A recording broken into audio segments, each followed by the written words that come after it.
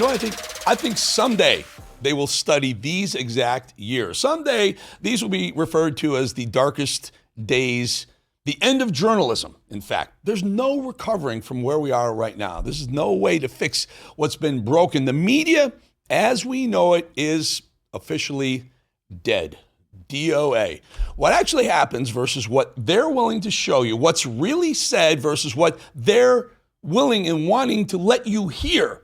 That's the stuff of dictatorships. That's the stuff of totalitarian regimes where the media is owned by the government or powerful thugs, sometimes both. It's not supposed to happen in America. We have a free speech mandate in the Constitution, and yet here we are. CBS was forced to pay President Trump $16 million to start in a settlement over their egregious editing of an interview with Kamala Harris right before the 2024 election. Who can forget this? But it seems that Prime Minister Netanyahu is not listening. Well, Bill, the work that we have done has resulted in a number of movements in that region by Israel that were very much prompted by or a result of many things, including our advocacy for what needs to happen in the region. But it seems that Prime Minister Netanyahu is not listening. We're not going to stop pursuing what is necessary for the United States to be clear about where we stand on the need for this war to end. They took out all the nonsense words. They made her sound a tiny bit articulate when she wasn't. That's not just a lie. That's election interference, and it should be treason. Omitting information about someone vying to become the leader of the free world, helping their image and their voters through outright lies. Selective editing is a lie, folks.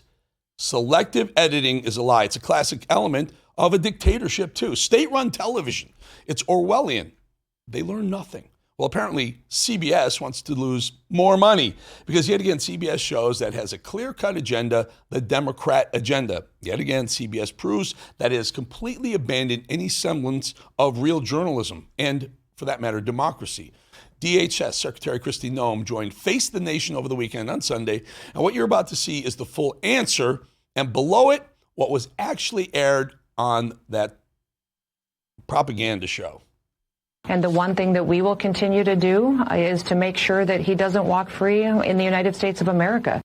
This individual was a known human smuggler, a MS-13 gang member, an individual who was a wife beater, and someone who was so perverted that he solicited nude photos from minors. And even his fellow human traffickers told him to knock it off. He was so sick in what he was doing and how he was treating small children. So he needs to never be in the United States of America, and our administration is making sure we're doing all that we can to bring him to justice. They cut out all that context. They just took the first part and then they went and had their little stupid ideas tossed around.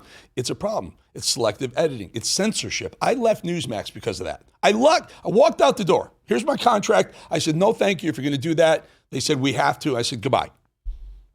These people are not journalists. They're propagandists. Let's be clear. They're not editorializing something that was said after the fact. That would be fine. They're not even allowing what was actually said by a high-level government official to actually even be heard on the air because they don't like what she was saying. Noem stated facts about Abrego Garcia being a known human smuggler, MS-13 gangbanger. That's not convenient for CBS. Noem stated facts about him being a wife beater who solicited nude photos from minors. But that also not convenient for mainstream media, legacy media. Think about it. This isn't just about Kristi Noem. This is about journalism. This is about truth, transparency, and trust. If CBS can edit out the truth here and there, what else are they hiding from Americans? Joe Biden's demise? Probably. This isn't about Americans being anti-press. It's about because CBS and their fellow journalist comrades keep proving again and again that they just cannot be trusted. They won't even let the truth about the horrors committed by an illegal to be mentioned on their air. That's the level of effort being used, being deployed by Democrats to protect a violent illegal. This isn't the media. It's actually public relations. The media has become the public relations office for the Democrat Party. Take out the word media, whatever that means, and definitely remove the word journalism. Let's call a spade a spade. The media is the Democrat Party, period. Last week, a sick, mentally disturbed man shot up a church at a Catholic school. He killed 2 children, injured more than a dozen other people. He murdered innocent children. At the bottom of an article about the shooter, tiny, tiny, tiny line down there at the bottom. See it? Correction. A previous version of this article used the wrong pronoun for the shooter. She used female pronouns, said NBC News. Children were slaughtered, but NBC made sure to get those pronouns right. Formerly known as, the media has created a new truth, and it's an extension of the deranged left's view of the world. Born a man, a biological man, NBC. A mentally ill man who turned to violence because of a forced agenda to turn every child in this country into some sort of transgender person. There, fixed it. That's the actual truth, but you won't print that either, will you, NBC? But they can't help themselves. Watch CNN's Brianna Keilar trip over herself to protect the illness they've propped up, only to have Seb Gorka shut her down.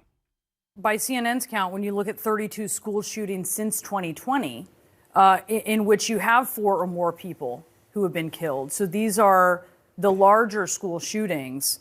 Only 3 of 32 of those shootings were committed by transgender shooters. Yeah, forgive me if I don't go with CNN stats, okay?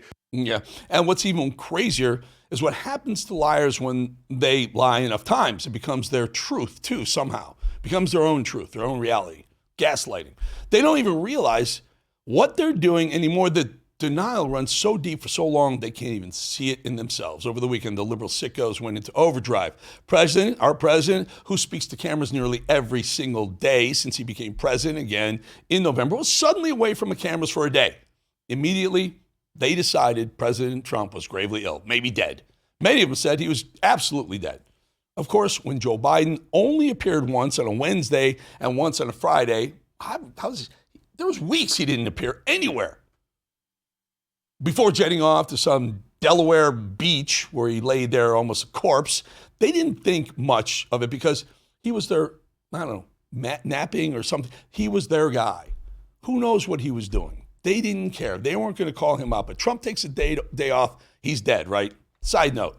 What happened to Joe Biden's terminal stage 4 cancer? Anything? I don't know. That came up. Remember prostate cancer? I don't know. Any updates? Media?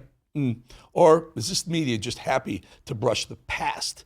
The fact that we had a near-dead president holding the nuclear codes for 4 years, just brush that under the rug. Well, one of the worst perpetrators of Democrat lies in the Biden cover-up, Chuck Todd, NBC's Chucky Todd, came out with this nonsense.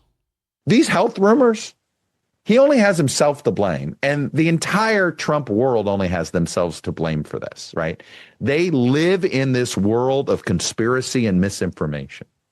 They manufactured all sorts of garbage, whether it's about Hillary Clinton's health in 2016, Joe Biden's health in 2020 or 2024. My goodness, they've started congressional hearings based on rumors they created and manufactured on all things having to do with Biden and this auto pen and all this nonsense. So guess what? Good for the goose, good for the gander. All weekend long. Where's Donald Trump? How come we're not seeing him? Bottom line is he's clearly got some health issues. Meanwhile, back in June, the single most difficult thing to report out on a politician is health. It's so sensitive. Yeah. Exactly. It is easy to, frankly, get shamed out of doing it. Right? It's How easier dare you? It's a private thing. Chuck Todd, less than 3 months later, Trump's clearly has health issues. They can't even help themselves. It's what happens when you lie so much that the lies and the truth become blurred into each other. You don't hate the legacy media enough across all of them. Broadcast, ABC, NBC, CBS, cable, MSNBC, CNN, Fox. You don't hate them enough. You need to report the facts no matter where they lead, no matter who you are. And that is real journalism. When the media is biased and hides the truth, you've not only disgraced the profession, it's gone. You've wrecked it. How many times do they need to do it before we make the call? Pull the plug. Pull the plug, folks. 8% Cable news is losing 8% of its audience a year for the last decade. Pretty soon, it'll be down to zero. I'm calling it the media, mainstream media, legacy media, officially DOA, dead. We'll be back in 2.5 minutes.